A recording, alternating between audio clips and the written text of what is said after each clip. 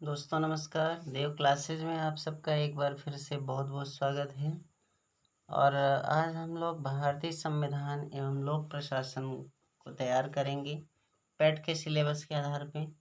इसमें हम लोगों को भारतीय संविधान की मुख्य विशेषताएं और राज्य के नीति निर्देशक सिद्धांत, मौलिक अधिकार एवं कर्तव्य, संसदीय प्रणाली, संघीय प्रणाली, केंद्र शासित प्रदेश और केंद्र राज्य संबंधों के बारे में पढ़ना है। फिर न्यायिक ढांचा, सर्वोच्च न्यायालय और उच्च न्यायालय के बारे में पढ़ना है। तो इसमें दोस्तों हम लोगों का जो सिलेबस है उसमें दिया गया है पहला टॉपिक भारतीय संविधान की मुख्य विशेषताएं। मैं क्या सोच रहा हूँ कि अगर हम लोग पढ़ ही रहे हैं तो संविधान की उद्देशिका और विशेषताएं एक साथ पढ़ लेते हैं और साथ ही साथ नागरिकता को भी पढ़ लेते हैं। ठीक है, तो आइए देखते हैं क्या है। सबसे पहले देखते हैं उद्देशिका क्या है। तो सामान्यतया प्रत्येक अधिनियम का आरंभ उद्देशिका से ही होता है, जो उसके मुख्य आदर्शों एवं आकांक्षाओं का उल्लेख करती है। उद्देशिका अधिनियम के लक्ष्यों एवं नीतियों को समझने में सहायक होती है। भारतीय संविधान की उद्देशिका संविधान निर्माताओं की विचारों को जानने की कुंजी है। ठीक है, संविधान की रचना के समय उनके रचयिताओं का उद्देश्य क्या था तथा वे किन उच्च आदर्शों को संविधान में स्थापित करना चाहते थे आदि जैसे प्रश्नों का जवाब हमें उद्देशिका से ही मिलता है। ठीक, तो अब आइए आगे देखते हैं कि उद्देशिका को किसने प्रस्तुत किया था। ठीक, तो भारतीय संविधान की उद्देशिका को संविधान सभा में कब प्रस्तुत किया गया। तो भारतीय संविधान की उद्देशिका का स्रोत पंडित जवाहरलाल नेहरू द्वारा संविधान सभा में 13 दिसंबर 1946 को प्रस्तुत किया गया एवं 22 जनवरी 1947 को स्वीकृत उद्देश्य प्रस्ताव है। यह ऑस्ट्रेलिया एवं यूएसए का संविधान है। ध्यातव्य है कि उद्देशिका का विचार यूएसए के संविधान से लिया गया, जबकि प्रस्तावना की भाषा को ऑस्ट्रेलिया के संविधान से लिया गया है। आइए आगे देखते हैं। संविधान की उद्देशिका में संशोधन कब हुआ। मोस्ट इम्पॉर्टेंट फैक्ट है, हमें ध्यान रखना है। 42वें संविधान संशोधन 1976 द्वारा उद्देशिका में संशोधन करके प्रथम पैरा में समाजवादी और पंथ निरपेक्ष शब्द तथा छठे पैरा में और अखंडता शब्द को जोड़ा गया। संविधान सभा ने संविधान को कब अंगीकृत किया। तो संविधान सभा ने 26 नवंबर 1949 को संविधान को अंगीकृत किया। ठीक है, आगे देखते हैं। क्या उद्देशिका संविधान का अंग है।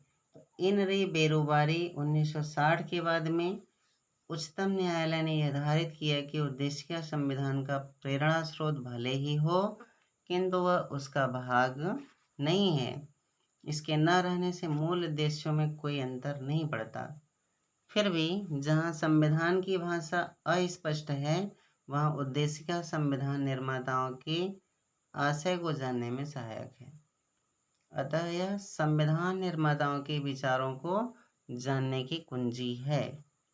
किंतु केशवानंद भारती बनाम केरल राज्य 1973 के बाद में उच्चतम न्यायालय ने अपने पूर्व निर्णय को उलट दिया और यह मत दिया कि उद्देशिका संविधान का एक भाग है।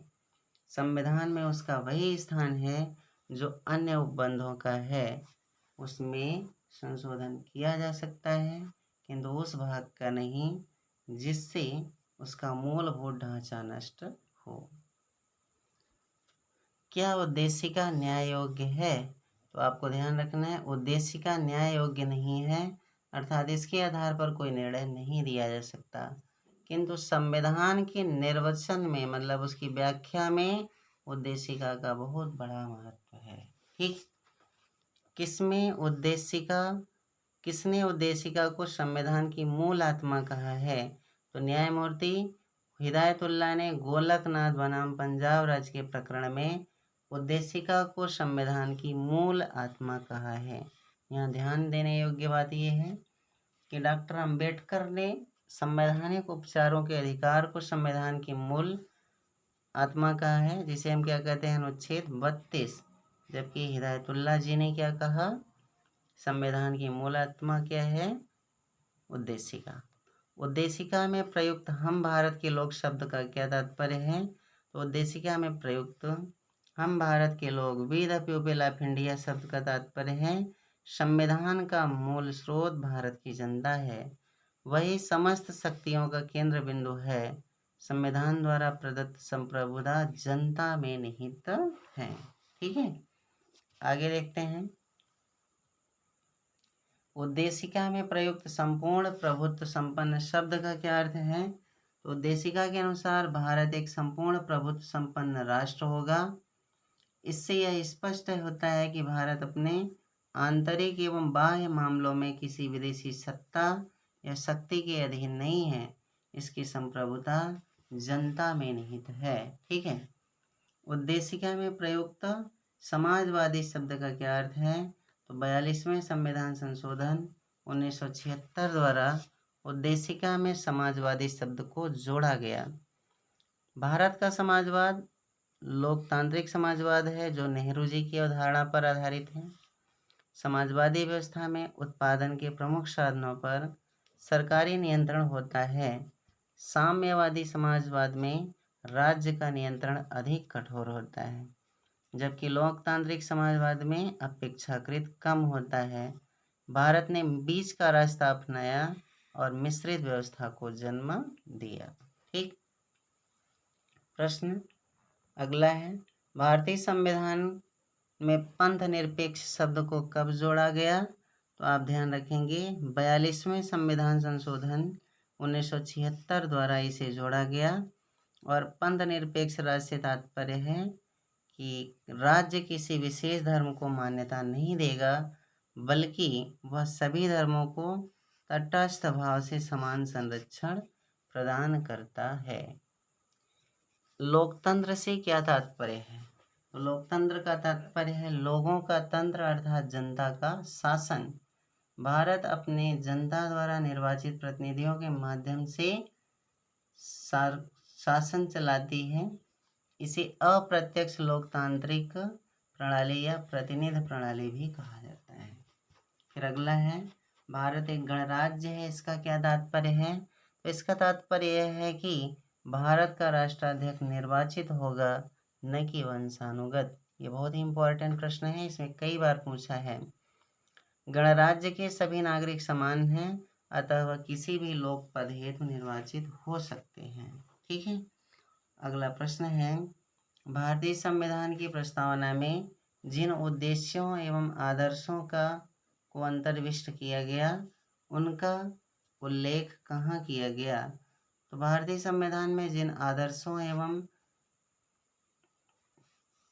को अंतर्विष्ट किया गया है, उनकी व्याख्या मूल अधिकार, राज्य के नीति निर्देशक तत्व व मूल कर्तव्यों में किया गया।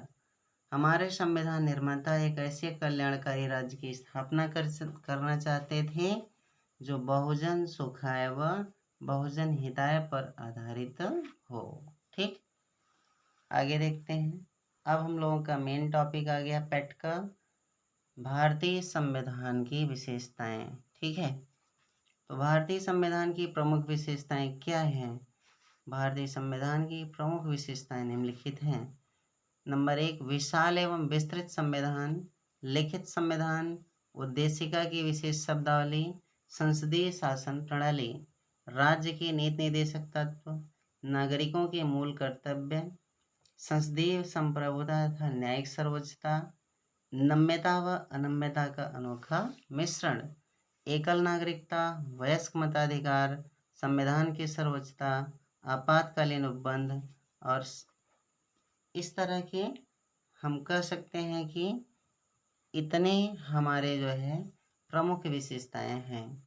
और दोस्तों, मोस्ट इम्पॉर्टेंट क्वेश्चंस ज़्यादा से ज़्यादा संविधान की प्रमुख विशेषताओं से ही आपको पॉलिटिक्स से मिल जाएंगे, इसलिए इसे बहुत ध्यान से पढ़ना है।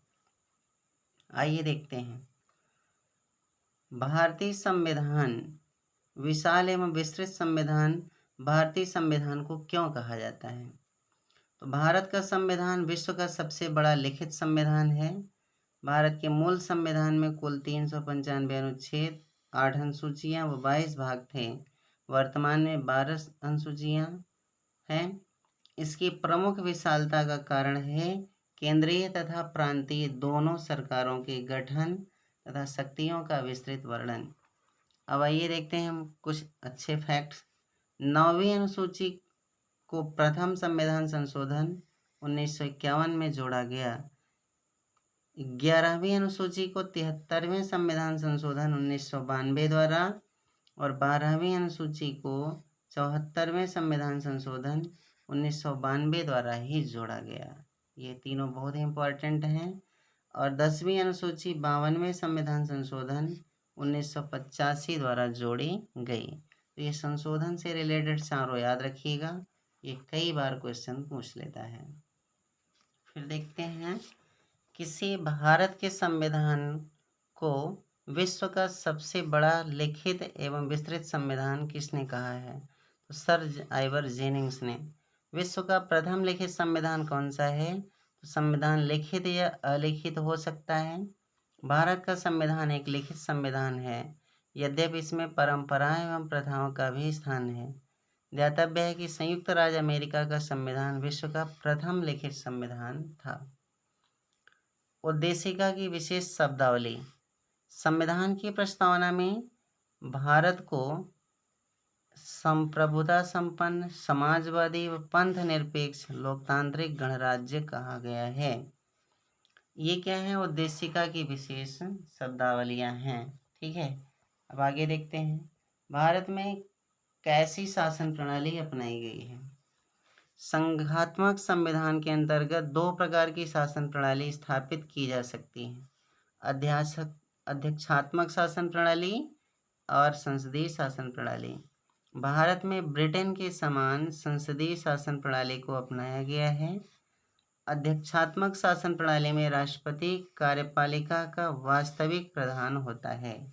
ठीक है, जबकि भारत का राष्ट्रपति इंग्लैंड के सम्राट के समान कार्यपालिका का नाम मात्र का प्रधान होता है। ठीक, भारतीय संविधान में मूल अधिकारों का वर्णन कहाँ है?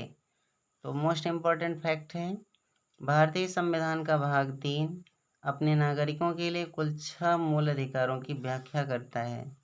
भारतीय संविधान में मूल अधिकारों को अमेरिका के संविधान से लिया गया है।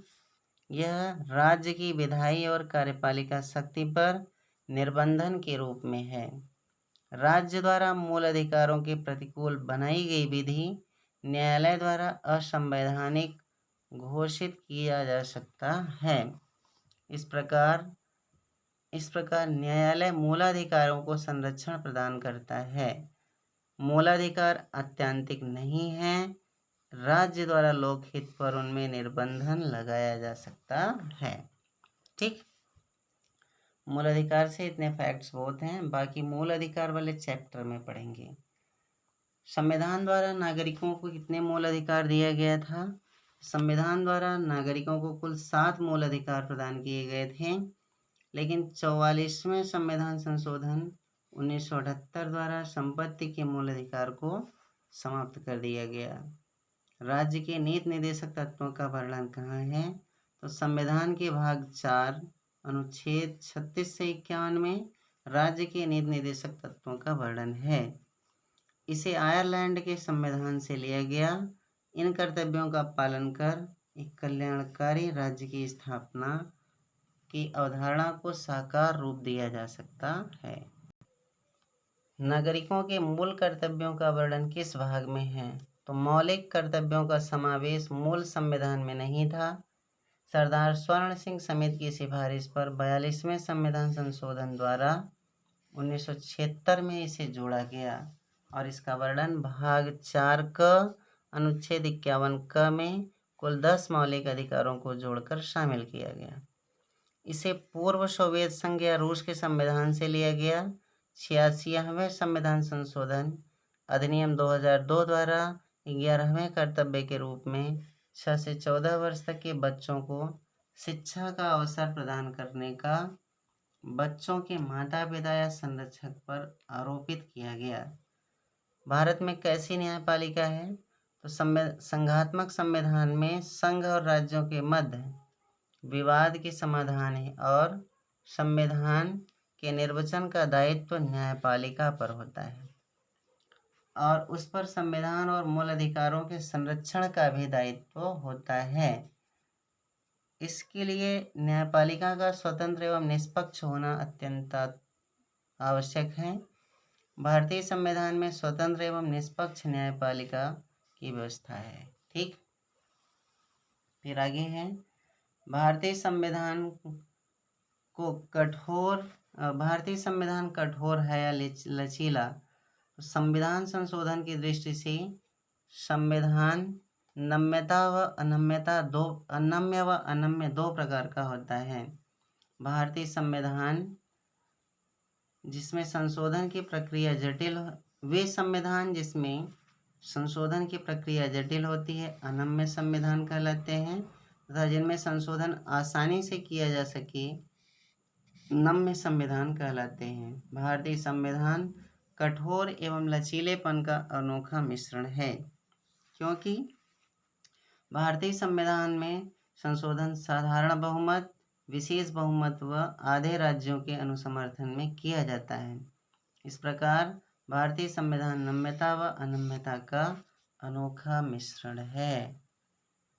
भारतीय संविधान द्वारा नागरिकों को कैसी नागरिकता दी गई है? तो संघात्मक संविधान द्वारा नागरिकों को दोहरी नागरिकता प्रदान की जाती है, किंतु भारतीय संविधान द्वारा भारत की एकता व अखंडता को सुनिश्चित करने के लिए एकल नागरिकता का प्रावधान है। ठीक, भारत में वयस्क मताधिकार की आयु 21 वर्ष से 18 वर्ष कब कर दी गई? भारत में संसदीय शासन प्रणाली को अपनाया गया है। संसदीय शासन प्रणाली में दोस्तों सरकार का गठन जनता के द्वारा निर्वाचित प्रतिनिधियों से किया जाता है, अतः भारत में वयस्क मताधिकार को अपनाया गया। भारत में वयस्क मताधिकार की आयु पहले 21 वर्ष थी। 61वें संविधान संशोधन 1989 द्वारा इसे बदलकर 18 वर्ष कर दिया गया और मताधिकार का वर्णन अनुच्छेद 326 में है।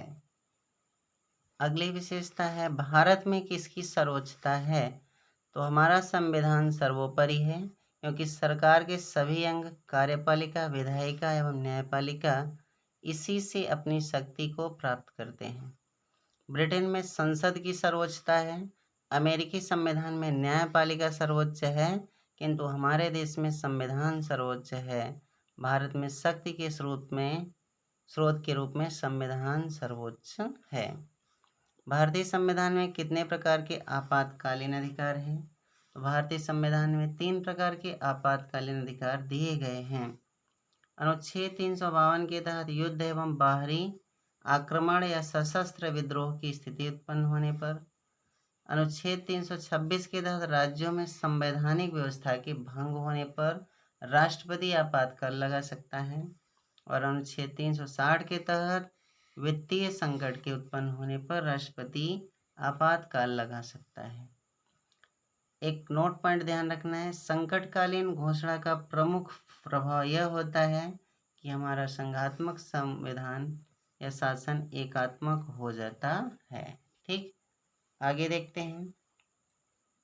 ग्राम पंचायतों की स्थापना का वर्णन किस भाग में है? तो संविधान निर्माताओं ने नीति निर्देशक तत्वों में कहा है कि ग्राम पंचायतों की स्थापना कर उन्हें स्थानीय शासन की इकाई बनाया जाएगा। इसका वर्णन हमें भाग 4 में मिलता है। संविधान के अनुसार अनुच्छेद 40 में ग्राम पंचायतों की स्थापना का वर्णन है। फिर अगला है, किस संविधान संशोधन द्वारा पंचायतों को संवैधानिक दर्जा दिया गया?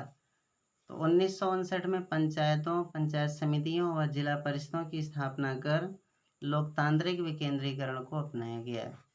73वें संविधान संशोधन 1992 द्वारा ग्राम पंचायतों और 74वें संविधान संशोधन 1992 द्वारा नगर पालिकाओं को संवैधानिक दर्जा दिया गया। अब आइए कुछ महत्वपूर्ण प्रश्नों को देखते हैं। विशेषताएं समाप्त हो गई हैं। भारत का राष्ट्रीय ध्वज कब अंगीकृत किया गया? तो भारत का राष्ट्रीय ध्वज 22 जुलाई 1947 को अंगीकृत किया गया। ध्वज की लंबाई व चौड़ाई का अनुपात 3:2 है। इसमें सबसे ऊपर केसरिया, मध्य में सफेद एवं नीचे हरा रंग है। सफेद पट्टी में गहरे नीचे नीले रंग का चक्र है जिसमें 24 तीलियां हैं। इस चक्र को सारनाथ स्थित अशोक स्तंभ से लिया गया है। ठीक है। भारत का राष्ट्रीय चिन्ह कहाँ से लिया गया है? तो भारत का राष्ट्रीय चिन्ह सारनाथ स्थित अशोक स्तंभ के से लिया गया है। भारत सरकार ने इसे 26 जनवरी 1950 को अपनाया था। इसमें वर्णित सत्यमेव जयते को मुंडकोपनिषद से लिया गया है। राष्ट्रगान को कब अपनाया गया? तो रविन्द्रनाथ ठाकुर द्वारा रचित जनगण मन को भारत के राष्ट्रगान के रूप में 24 जनवरी 1950 को अपनाया गया। इसे सर्वप्रथम 27 दिसंबर 1911 को कांग्रेस के कलकत्ता अधिवेशन में गाया गया। इसे गाने की अवधि 52 सेकेंड है। राष्ट्रगीत की रचना किसने की? तो बंकिम चंद्र चटर्जी ने वंदे मातरम की रचना की। यह हमारा राष्ट्रीय गीत है। 1896 में इसे पहली बार कांग्रेस के 12वें अधिवेशन में गाया गया। इसे भी 24 जनवरी 1950 को अपनाया गया। इसे आनंदमठ उपन्यास से लिया गया है। अगला प्रश्न, भारत का राष्ट्रीय पशु क्या है? तो भारत का राष्ट्रीय पशु बाघ है। इसे 1973 में बंगाल टाइगर को राष्ट्रीय पशु घोषित किया गया। भारत का राष्ट्रीय पक्षी क्या है? मोर। मोर भारत का राष्ट्रीय पक्षी है। भारत का राष्ट्रीय पुष्प क्या है? कमल। भारत का राष्ट्रीय वृक्ष क्या है? बरगद है। भारत का राष्ट्रीय फल व नदी क्या है? भारत का राष्ट्रीय फल आम है और राष्ट्रीय नदी गंगा है। भारत का राष्ट्रीय विरासत पशु एशियाई हाथी है। भारत की राष्ट्रीय मुद्रा का प्रतीक चिन्ह क्या है? तो भारतीय रुपये को भारतीय मुद्रा का प्रतीक चिन्ह बनाया गया है। 15 जुलाई 2010 को इसे डॉलर, येन, पाउंड की तरह नया प्रतीक मिल गया। भारत का राष्ट्रीय जलीय जीव क्या है? तो भारत का राष्ट्रीय जलीय जीव गंगा डॉल्फिन है। आइए दोस्तों, एक नज़र हम लोग संघ व राज्य क्षेत्र और नागरिकता के बारे में देख लेते हैं। हालांकि यह पेट के सिलेबस में नहीं दिया है, लेकिन जानकारी के हिसाब से बहुत ही महत्वपूर्ण है। तो आइए देखते हैं। भारतीय संविधान के किस भाग में संघ का वर्णन है? भारतीय संविधान के का भाग 1 अनुच्छेद 1 से 4 तक संघ व उसके राज्य क्षेत्रों के बारे में है। ठीक है, और इसके बारे में देखते हैं। अनुच्छेद 1 के अनुसार भारत राज्यों का एक संघ होगा। ध्यातव्य है कि भारतीय परिसंघ राज्यों के साथ किसी समझौते का परिणाम नहीं है, अतः राज्यों को संघ से अलग होने का कोई अधिकार नहीं है। अनुसूची 1 भारत के राज्यों और उसके राज्य क्षेत्रों को विनिर्दिष्ट करती है। भारत में संघ में कुल 28 राज्य और 8 संघ राज्य क्षेत्र हैं। अनुच्छेद 2 में किसका वर्णन है? अनुच्छेद 2 में संसद को संघ में नए राज्यों के प्रवेश व स्थापना करने के लिए या विधि बनाने का अधिकार है। नए राज्यों के गठन, वर्तमान राज्यों के क्षेत्र सीमा या नामों में परिवर्तन की शक्ति भी संसद को प्राप्त है। ठीक है, आइए आगे देखते हैं। अनुच्छेद 3 में किसका वर्णन है? तो अनुच्छेद 3 के अनुसार संसद साधारण बहुमत से किसी नए राज्य का गठन तथा किसी वर्तमान राज्य के क्षेत्र या सीमा या नाम में परिवर्तन कर सकती है, किंतु इसके लिए संबंधित विधेयक राष्ट्रपति की सिफारिश से ही संसद में प्रस्तुत किया जाएगा। यदि विधेयक किसी राज्य के क्षेत्र, सीमा या नाम में परिवर्तन से संबंधित है तो विधेयक को संबंधित राज्य के विधानमंडल को राय हेतु प्रेषित करेगा, किंतु संसद विधानमंडल की राय से आबद्ध नहीं होगी, मतलब अगर वह उससे सहमत नहीं है तो भी संसद को मानना अनिवार्य नहीं है। भाषाई प्रांत आयोग का गठन किसकी अध्यक्षता में किया गया? तो स्वतंत्रता प्राप्ति के साथ ही भाषाई आधार पर राज्यों के पुनर्गठन की मांग के मद्देनजर संविधान सभा के अध्यक्ष डॉक्टर राजेंद्र प्रसाद ने 27 नवंबर 1947 को न्यायमूर्ति एस.के. धर की अध्यक्षता में 4 सदस्यीय भाषाई प्रांत आयोग का गठन किया। आयोग ने 10 दिसंबर 1948 को अपनी रिपोर्ट में भाषा की जगह प्रशासनिक, भौगोलिक, वित्तीय एवं विकास की सुविधा के आधार पर राज्यों के पुनर्गठन का सुझाव दिया। किंतु दोस्तों हुआ क्या कि इस बात को जवाहरलाल नेहरू, वल्लभ भाई पटेल और पट्टाभी सीतारामैया ने भी अपनी समिति की रिपोर्ट में कहा, लेकिन पोट्टी श्री रामुलु नामक व्यक्ति ने क्या किया था, अब आमरण अनशन कर दिया और 56 दिन बाद उनकी मृत्यु हो गई। तो हमारे देश के प्रधानमंत्री ने क्या किया, 1 अक्टूबर 1953 को आंध्र प्रदेश राज्य का भाषा के आधार पर गठन कर दिया। 1 अक्टूबर भाषाई आधार पर गठित प्रथम राज्य कौन था? 1 अक्टूबर 1953 को आंध्र प्रदेश राज्य का गठन किया गया और भाषा के आधार पर गठित होने वाला यह प्रथम राज्य था। राज्य पुनर्गठन आयोग का गठन कब किया गया? तो तेलुगु भाषियों के लिए अलग राज्य गठित होने के बाद अन्य भाषा भाषियों ने भी अलग राज्य की मांग की, जिस पर विचार के लिए 1953 में न्यायमूर्ति फजल अली की अध्यक्षता में 3 सदस्यीय राज्य पुनर्गठन आयोग का गठन किया गया, जिसके अन्य सदस्य के.एम. पणिक्कर व हृदयनाथ कुंजरू थे। इस आयोग ने 30 दिसंबर 1955 को अपनी रिपोर्ट सौंपी और इस आधार पर 1956 का अधिनियम गठित किया गया। तो अब एक प्रश्न आता है, 7वां संविधान संशोधन किससे संबंधित है? तो दोस्तों राज्य पुनर्गठन अधिनियम 1956 के अनुसार 7वां संविधान संशोधन किया गया और मूल संविधान को 4 श्रेणियों के समाप्त करके 14 राज्यों और 6 केंद्र शासित प्रदेशों में बांट दिया गया। ठीक, फजल अली आयोग ने राज्यों के इस वर्गीकरण को समाप्त कर भारतीय संघ को 16 राज्यों और 3 संघ राज्यों में विभाजित करने का सुझाव दिया था। अब अगला है 14वां संविधान संशोधन किससे संबंधित है? 14वां संविधान संशोधन का संबंध पांडिचेरी राज्य को केंद्र शासित बनाने से है और 1962 में पांडिचेरी भारत का केंद्र शासित राज्य बन गया। अब इसे क्या कहा जाता है? पुदुचेरी। गुजरात 15वां राज्य कब बना? 1960 में 15वें राज्य के रूप में गुजरात का गठन किया गया। इसे मुंबई से अलग किया गया था। असम से नागालैंड को कब अलग किया गया? 1963 में और इसे क्या बनाया गया? 16वां राज्य। मेघालय राज्य कब बना? 1969 में असम को पुनः विभाजित कर मेघालय राज्य बनाया गया, जिसे 1972 में मणिपुर और त्रिपुरा के साथ राज्य का दर्जा दिया गया। अगला है 35वें संविधान संशोधन का संबंध किससे है? तो 1974 में 35वें संविधान संशोधन द्वारा सिक्किम को भारत का सह राज्य बनाया गया और 36वें संविधान संशोधन द्वारा इसे पूर्ण राज्य बना दिया गया।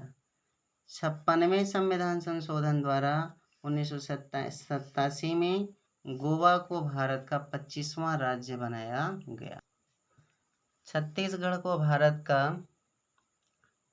26वां राज्य कब बनाया गया? तो मध्य प्रदेश से अलग कर छत्तीसगढ़ को 1 नवंबर 2000, उत्तर प्रदेश को 9 नवंबर और बिहार को से अलग कर झारखंड को 15 नवंबर को 26वां, 27वां व 28वां राज्य बनाया गया।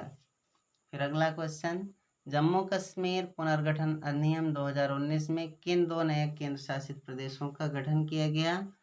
जम्मू कश्मीर पुनर्गठन अधिनियम 2019 के तहत 31 अक्टूबर 2019 को 2 नए केंद्र शासित प्रदेश आए। जम्मू कश्मीर एवं लद्दाख संविधान की अनुच्छेद 239 क के अनुसार जम्मू कश्मीर को विधानसभा के साथ केंद्र शासित प्रदेश बनाया गया, जबकि अनुच्छेद 239 के अनुसार लद्दाख बिना विधायिका वाला केंद्र शासित प्रदेश बनाया गया। दादरा एवं नागर हवेली और दमन दीव को कब संयुक्त रूप से केंद्र शासित प्रदेश बनाया गया? तो दादरा एवं नगर हवेली दमन दीव विधेयक 2019 को संसद ने 3 दिसंबर 2019 को पारित किया। अतः 26 जनवरी 2020 से दमन एवं दीव तथा दादरा एवं नगर हवेली संयुक्त रूप से केंद्र शासित प्रदेश बन गए। ठीक। 69वें संविधान संशोधन का संबंध किससे है? 69वें संविधान संशोधन 1991 द्वारा संघ शासित क्षेत्र दिल्ली का नाम बदलकर राष्ट्रीय राजधानी क्षेत्र दिल्ली कर दिया गया और इसका शासन यह ध्यातव्य है कि संघ राज्य क्षेत्रों का शासन राष्ट्रपति द्वारा किया जाता है। ठीक है, तो ये था हमारा आज का वीडियो। थोड़ा सा इसमें स्पीड को ज़्यादा कर दिए हैं दोस्तों, इसके लिए आप जानते हैं कि एग्ज़ाम हमारा क्या है, करीब है, तो थोड़ा लंबा वीडियो और तेज़ी से हमें पढ़ना होगा, तभी हमारा सिलेबस कवर होगा। आप इन सब वीडियो को कम से कम 2 बार देखें, दोस्तों को शेयर करें और अपने पेट की तैयारी में जी जान लगाकर अच्छा परसेंटाइल लें। धन्यवाद, नमस्कार।